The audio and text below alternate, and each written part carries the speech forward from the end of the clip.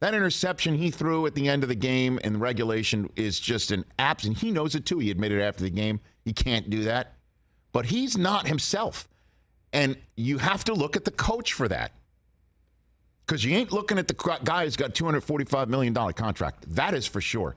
And Nathaniel Hackett, I don't know what he can do right now, but nothing is working. He gets criticized in week one, rightfully so, for taking the game out of Russ's hands and putting it on the leg of Brandon McManus. And then now he's getting criticized for taking the ball out of Melvin Gordon's on All-State-like hands and putting it in the hands of Russell Wilson on 4th and 1. Okay? And he's got to be sitting there going, what do you want from me? You know, I'm calling running plays inside the red zone in Seattle and everybody's fumbling. And now I'm saying, Russell Wilson, let's throw it. Let's ride. Let's ride. And it doesn't work. And I go for the win here.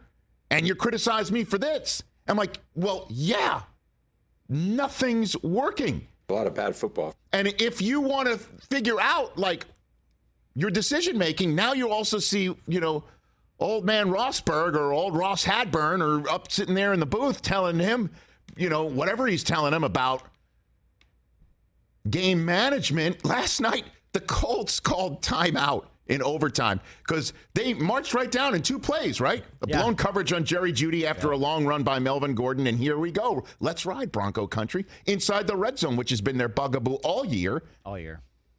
The Colts fire off a timeout. And then the Broncos fire off one of their own. Back-to-back timeouts. You got the Colts on their heels to the point where you call timeout. Then you call timeout again to do what? Call that pass play. You need the help of the guy upstairs to tell you how to do that? And you're a fan sitting there thinking, it's 9-9 going into overtime. I'm out of here. And that's where an owner, despite, you know, being new to the game or thinking the commissioner's name is Goodell or whatever, when they see fans just strolling with their feet in the middle of a game when it's going to overtime and the Broncos fans are so diehard, they don't miss this. They drive sometimes from like the Dakotas to come in. People drive from like Kansas to go west to go to a game. You know, like, and those fans are like, I'm out.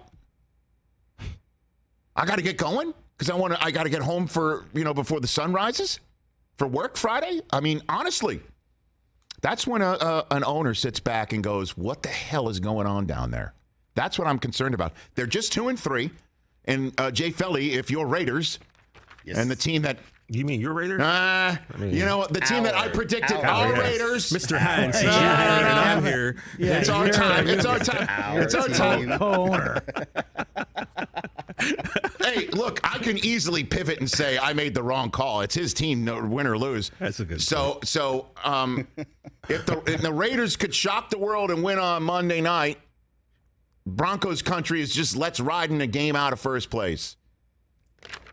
So we're marathoning still, but my concern is this is a long march already in September that's bleeding into October, and I don't see a way out of it. Garrett Bowles got hurt. Javonte Williams not walking through that door. Randy Gregory's out for a while. And Russ can say, let's ride all he wants, but he's got to ride it. He's got to walk it and talk it and ride it. And right now it's just a lot of talk. And in a new spot where KJ Hamlers of the world are throwing down their helmets and people are walking out of a game when it hits to overtime with their feet in a spot I've never seen that before, that's a problem.